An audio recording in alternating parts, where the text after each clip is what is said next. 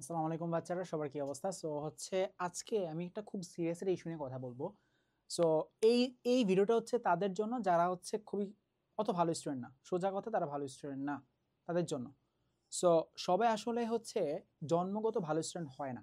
মানে এটা একদম ট্রু। আমাদের হালকেনস্টাইনের যে হচ্ছে আনাস ভাই, সবাইকে যে চিনে, হালকেনস্টাইন নাম বলে যার নাম আসে। সো উনারও অবশ্যই ওনার লাইফের একটা টার্নিং পয়েন্ট ছিল এবং আছে। সো সবার লাইফের টার্নিং পয়েন্ট থাকে। কেউ জন্মগত, জন্মের পরেই কেউ মেধাবী হয়ে আসে না, এটা ট্রু। বাট কয়েকজন আছে যে তারা হচ্ছে বাইবর্ন ট্যালেন্টেড, বাট এটার সংখ্যা খুবই কম, খুবই কম একদম। তুমি যদি বলো বাংলাদেশের টপ ইউনিভার্সিটি বুয়েট বা ডিউতেও ধরো যে 10-15 জন 20 জনের বেশি নাই এই সংখ্যাটা। সো সবাই হচ্ছে এই ভালো স্টুডেন্টটা নিজেকে বানিয়ে নেয়। এখন আমি আমার লাইফের একটা গল্প বলবো, তোমাদের জন্য একটা ইনফরমেশন দিব যে হচ্ছে যারা এখনো ভালো স্টুডেন্ট না, যাদের ধরো হচ্ছে রোল অনেক পিছনে, তারা কখনো এই সাহসও করে না যে তার রোলটা 1 হবে বা তার রোলটা 5-এর মধ্যে ঢুকবে। তারা এই সাহসও করে না, কারণ তারা ভাবে যে আমি তো ভালো স্টুডেন্ট না, আমার আসলে তো ভালো মেধা নাই। সো তাদের জন্য ভিডিওটা। সো আমি হচ্ছে ক্লাস 5 পর্যন্ত একটা অ্যাভারেজ স্টুডেন্ট ছিলাম এবং আমাকে খুব বেশি কেউ গুনতো না, এটাই স্বাভাবিক। না গুনাই স্বাভাবিক, খারাপ স্টুডেন্ট কেউ গুনে না। আমার জীবনটাই ছিল 5-6 পর্যন্ত, হ্যাঁ 6 পর্যন্ত হচ্ছে যে হচ্ছে খেলাধুলা, একটা মানে খারাপ স্টুডেন্ট সাথে চলা, মারামারি। মারামারি বলতে কি মানে পোকিমন খেলতাম, তারপরে তখন ডাব্লিউ চলতো আর কি অনেক। তো রেন্ডি অর্টন, জন সিনা এগুলো তখন অনেক হাইপে ছিল। তো আমি ছিলাম রেন্ডি অর্টন, জন সিনা ছিল, তো এগুলা করতাম আর কি। তো এগুলো আসলে মজার চলে, আসলে সিরিয়াস মারামারি না, কোপাকুপি না, মানে জাস্ট নিজে নিজে সাজতাম যে আমি রেন্ডি অর্টন, তুই জন সিনা, মারামারি করবো আয়, এরকম নর্মাল, এত ব্যথা দিতাম না। সো এইসব করি আসলে আমার দিন কাটতো। সো আসলে আমার টার্নিং পয়েন্টটা কীভাবে আসছে, ক্লাস 6-এর হাফ ইয়ারলি এক্সামের টাইমে।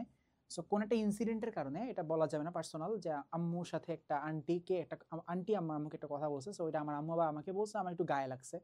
সো গায়ে লাগছে এই কারণে যে হচ্ছে আমি কি এতই খারাপ স্টুডেন্ট যে মানুষের এত বাজে কথা আমার আম্মুকে বলবে আমার নামে, এতই খারাপ স্টুডেন্ট, ওনার ছেলে এত ভালো স্টুডেন্ট বলে, মানে আজ এই অপমান। সো আমি প্ল্যান করছি ক্লাস 6-এর হাফ ইয়ারলি এক্সামটা আমি অনেক সিরিয়াসলি দিব। তখন মাত্র হাফ ইয়ারলি এক্সামের প্রায় 20 দিনের মতো বাকি ধরো। ছোট একটা মানুষ আমি, একটু একটা বাচ্চা, দাড়ি মোচ কিছুই তখন ছিল না, এখন তো হয়েছে, কাটা লাগবে। সো তখন আমি যে জিনিসটা ফিল করলাম যে আমি যদি এই এক্সামটা অনেক ভালো করি, ওই ছেলের চেয়ে ভালো করি, তাহলে অবশ্যই ওই আন্টিটা একটু রিগ্রেট ফিল করবে যে এই ছেলেটা এই কথাটা বলা উচিত হয় নাই, বা ওর ভেতরে আসলে পটেনশিয়াল আছে।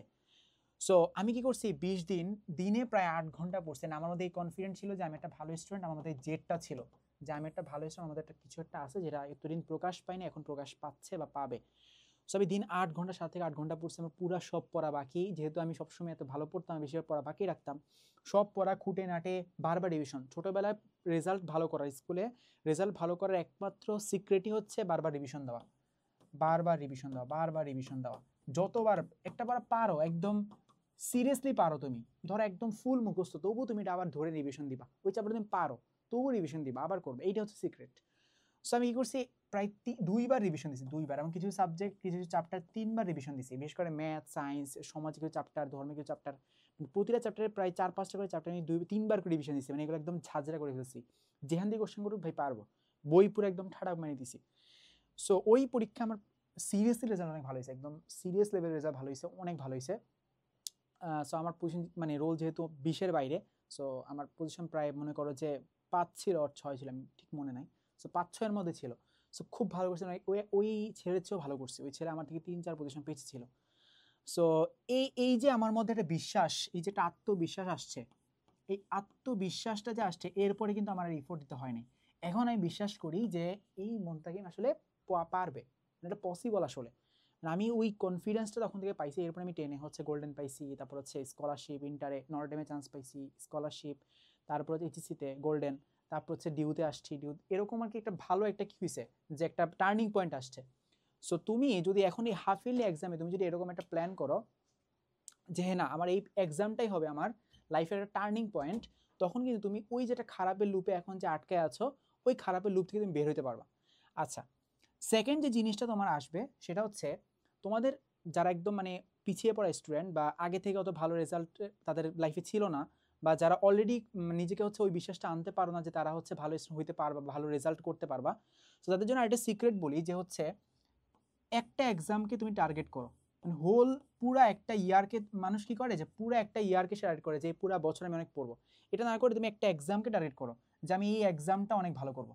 তো সেটা হইতে পারে তোমার এই সামনের হাফ ইয়ারলি এক্সামটা, এটা ভালো টার্গেট হইতে পারে। অ্যান্ড এই এক্সামের জন্য একটা নর্মাল একটা জিনিস বুঝো, যেই স্টুডেন্টটা কখনোই হচ্ছে পড়ার টেবিলে 3 ঘন্টা বসে থাকে নাই, তার জন্য কিন্তু 3 ঘন্টা বসে থাকা খুব টাফ একটা ইস্যু। সো তোমার জন্য হয়তো ইনিশিয়ালি অনেক কঠিন লাগবে। অন্য একটা স্টুডেন্ট ধরো তোমার মনে হতে পারে যে ওই স্টুডেন্টটা 1 ঘন্টা পরে পারতেছে, তুমি কেন 3 ঘন্টা বসে থাকা লাগতেছে। এটার ইস্যু এই কারণেই, কারণ হচ্ছে তুমি আগে থেকে পড়ো নাই, এটা স্বাভাবিক। সো একটু কষ্ট করে যদি তুমি হচ্ছে এই এক্সামটা উঠতে দিতে পারো, তোমার মধ্যে যে আত্মবিশ্বাসটা আসবে, সেই আত্মবিশ্বাসটা কিন্তু পরের এক্সামকে তোমার ইজি করে দিবে। সো তোমার লাইফের কিন্তু টার্নিং পয়েন্ট যে কোনো একটা এক্সাম হতে পারে। মানুষ একাডেমিক লাইফের একাডেমিক কামব্যাকটা মূলত এক্সাম দিয়ে আসে, এটা অন্য কোনোভাবে আসা পসিবল না। যে কোনো একটা এক্সামকে টার্গেট করবা, ওই এক্সামে ভালো করবা, এমনি কামব্যাক চলে আসবে, দেখবা যে আর কোনো এফোর্টই দিতে হচ্ছে না তোমার কামব্যাকের জন্য। আচ্ছা, এরপরে এখানে একটা যে ব্যানার আছে হাফ ইয়ারলি ক্র্যাশ কোর্সের। সো যারা হচ্ছে তোমরা ওয়ান স্টপ প্রোগ্রামটা কিনে ফেলছো, ক্লাস 6 থেকে 10 সব ক্লাসেরই হচ্ছে ওয়ান স্টপ প্রোগ্রামটা আছে। সো হচ্ছে তারা কি করতে পারবা, যে তারা যারা কিনে ফেলছে তাদের আর কিনা লাগবে না, বাট যারা কিনো নাই ওয়ান স্টপ প্রোগ্রামটা, তারা হচ্ছে হাফ ইয়ারলি ক্র্যাশ কোর্সটা কিনতে পারো। সো এই ক্র্যাশ কোর্সটার মধ্যে তোমার হাফ ইয়ারলি যত সাবজেক্ট আছে সব সাবজেক্টের, যেমন ম্যাথ, সায়েন্স, বাংলা, ইংরেজি সহ আরও অনেক সাবজেক্ট আছে, সমাজ, এই সাবজেক্টগুলোর হচ্ছে তোমার হাফ ইয়ারলি সিলেবাসের ক্লাসগুলো পাচ্ছ। অ্যান্ড তোমার স্কুল স্ট্যান্ডার্ড যে এক্সাম, ওই এক্সামটাও পাচ্ছ, এবং দাগানো বোর্ড বই পাচ্ছ। মানে বোর্ড বইয়ের যে দাগানো বইটা, অনেকের একটু প্রবলেম হয় যে নিজে নিজে দাগিয়ে পড়াটা, সো তারা হচ্ছে দাগানো বোর্ড বইটাও পাচ্ছ। এই টোটাল জিনিসটা খুব অল্প মূল্যেই পাচ্ছ, মনে হয় 700-800 টাকার বেশি না, 700 টাকা 600 টাকা এরকম। সো ওই টাকাটার মধ্যে কিছু না, তোমার একটা টিচারের কাছে এই 2000 টাকা দিয়ে পড়ো। সো এই হচ্ছে তোমাদের জন্য। আসসালামু আলাইকুম, সবার জন্য শুভকামনা।